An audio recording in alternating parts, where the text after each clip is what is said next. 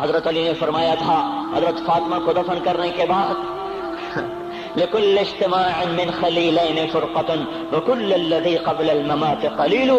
آج فاطمہ کو دفن کرنے کے بعد مجھ پر یہ بات کھل گئی ہے، کوئی کسی کا ساتھ نہیں دے سکتا، کوئی سدا سلامت نہیں رہ سکتے. ایسی حسین جوڑی بھی آج بکھر گئی. ایسا حسین جوڑا کوئی دنیا میں کہاں سے لائے گا؟ ایسا جمال کوئی کہاں سے لائے گا؟ ایسی جوڑی کوئی کہاں سے لائے گا؟ علی و فاطمہ کی جوڑی کوئی دکھائے تو صحیح، کوئی نبیوں کے بعد کوئی ایسی جوڑی بنی ہو. لیکن آج یہ جوڑی ٹوٹ گئی. 24 سال کی عمر میں فاطمہ جدائی دے گئی، 24 برس کی عمر میں جدائی دے کے جا رہی. ہاں لیکن بھائی ان کا تو مرنا بھی زندگی تھا. پانی کے لیے اپنے خادمہ سے فرمایا میرے غسل کا پانی رکھو.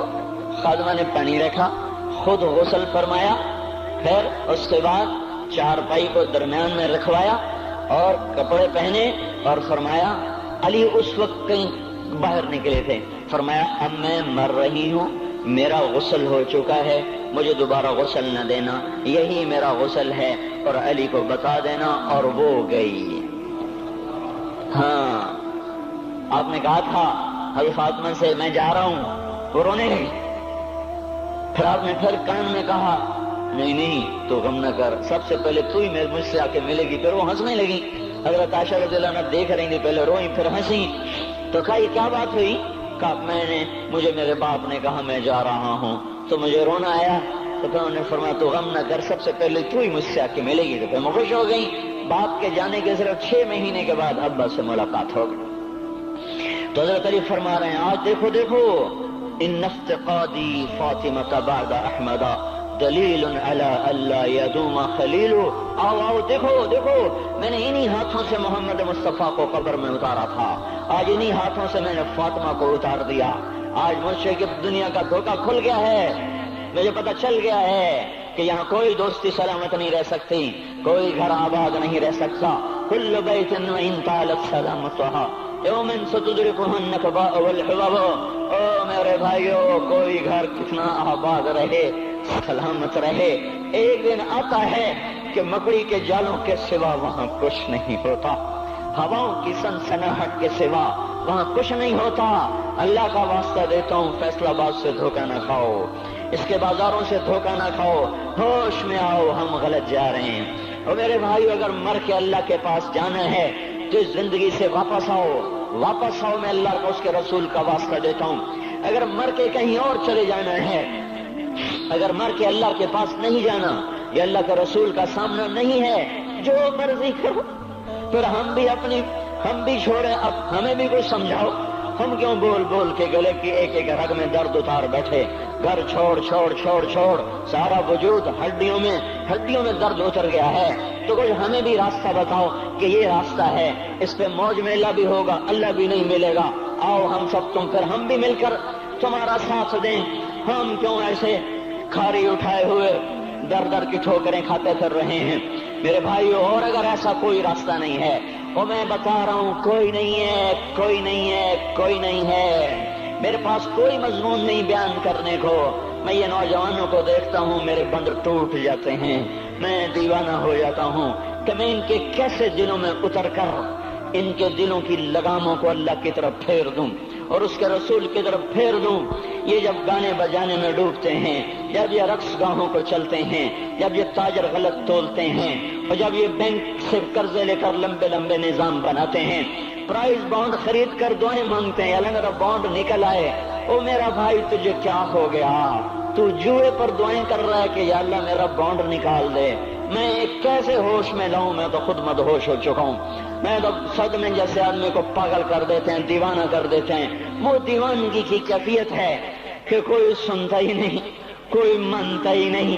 4 دن کے تھوڑی دیر کے لیے ہائے ہائے کرتے ہیں، پھر وہی ڈگر، وہی راہیں، وہی غفلت، وہی صبحیں، وہی شامیں. کہاں سے کوئی آئے گا؟ کون سی آواز آئے گی؟ کوئی قیامت کے کڑکا کو سننا چاہتے ہو؟ کیا آسمان کے دھماکے سن کے توبہ کرنا چاہتے ہو؟ क्या आसमान की बिजलियों को कौंधता देखकर फिर तौबा करोगे, या जमीन के कलेजे को फटता देखकर फिर तौबा करोगे, या समंदर की बिफरी मौजों को चढ़ता देखकर फिर तौबा करोगे, या हवाओं के झक्कड़ बगोलों को देखकर फिर तौबा करोगे? नहीं नहीं, फिर तौबा का वक्त निकल जाता है। अभी वक्त है, अभी हम लौट आए, आ जाएं। कब्रों की वो सीदगी याद करो, कब्रों के अंधेरे याद करो। और मैं आपको सुना रहा था, उस कब्र ने मुझे रोक लिया, उसकी एक एक मिट्टी के जर्रे ने मुझे कहा कुछ इधर पढ़ दो, यहाँ कोई नहीं आया। हाँ हाँ, कोई नहीं आया करता, कोई नहीं आया करता। यहाँ अली फातिमा जुदा हो गए, बाकी कौन हमेशा रह सकता है?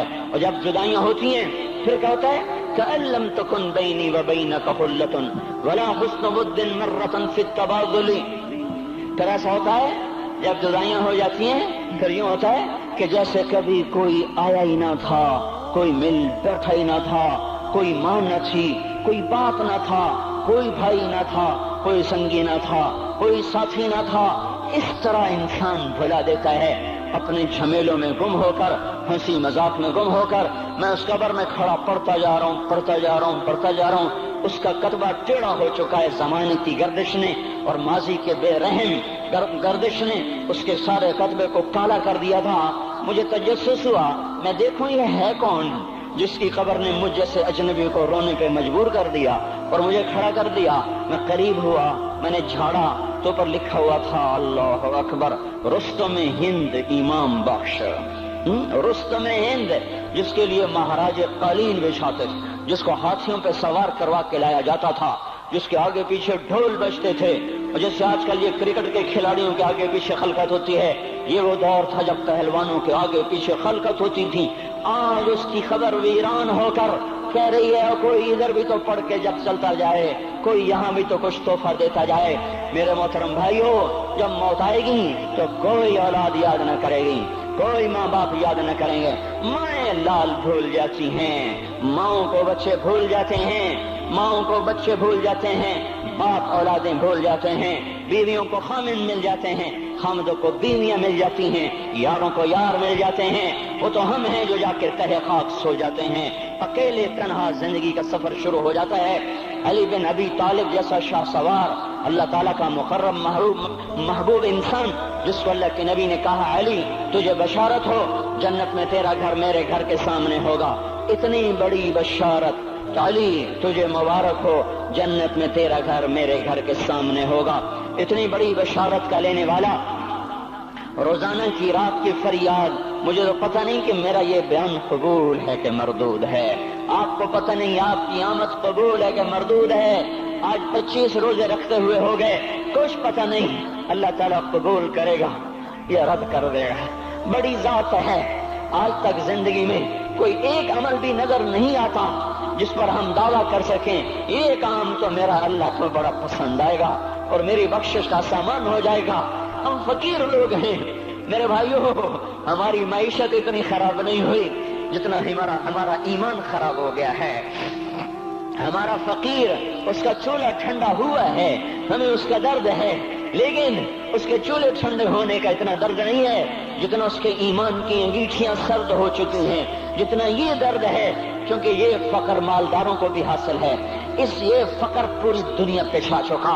मालदार भी फकीर हैं, दुकानदार भी फकीर हैं, ताजर जमींदार भी फकीर हैं। आज जो जितना बड़ा दुनियादार है वो ईमान का उतना बड़ा फकीर हो चुका है, वो भकारी हो चुका है। कुछ नहीं हमारे पास, कोई दावा नहीं जिंदगी भर के किसी एक अमल पर। जिनको जिनको जिनको जिनको जन्नत के परवाने मिल गए, अली का घर मेरे घर के सामने, फातिमा मेरी बेटी जन्नत की औरतों की सरदार, हसन हुसैन जवानों के सरदार, जिनको जन्नत के परवाने मिले। हजरत अली रात को उठ के रो रहे हैं, आहिन आह मिन किल्लत ज़ात व बुअद सफर व वहशत तरीक। ए मेरे मौला मुझे माफ करना, मेरे पास अमल कोई नहीं है। ए मौला मुझे माफ कर दे, मेरा अमल थोड़ा है। और मैंने अभी क्या कहा है, मैंने अभी क्या बताया आपको कि अली का घर नबी के घर के सामने है। तो कुछ तो सोचो, कभी थोड़े अमल वाला भी दो जहान के सरदार के घर के सामने घर बना सकता है? کبھی تھوڑے عمل والا اتنے مرتبے پہ جا سکتا ہے؟ وہ کیا کہہ رہے ہیں؟ یا اللہ میرا عمل تھوڑا ہے تو میرے پاس کیا ہے جس کا میں دعویٰ کروں؟ یا اللہ میرا عمل تھوڑا ہے، یا اللہ مجھے تنہا جانا ہے، یا اللہ راستہ بڑا خطرناک ہے، یا اللہ عمل کا توشہ تھوڑا ہے، اے میرے مولا مجھے معاف کر دے، مجھے معاف کر دے۔ یہ وہ ہیں جو معاف ہو چکے ہیں، جن کی بخشش ہو چکی ہے، اور مجھے تو پتہ نہیں ہے کس حال میں جانا